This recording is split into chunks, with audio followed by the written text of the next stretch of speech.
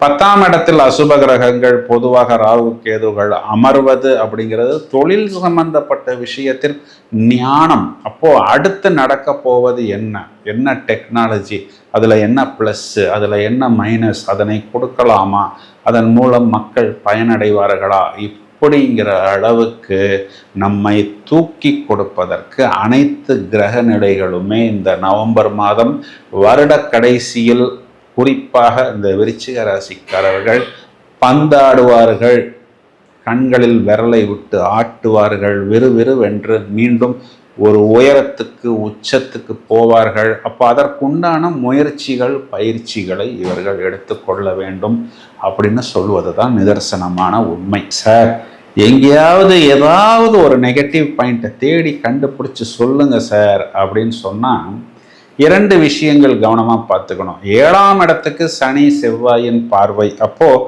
உங்களுடைய லைஃப் பார்ட்னராக இருந்தாலும் பிஸ்னஸ் பார்ட்னராக இருந்தாலும் ஹெல்த் சம்பந்தப்பட்ட விஷயத்தில் கூடுதல் கவனம்.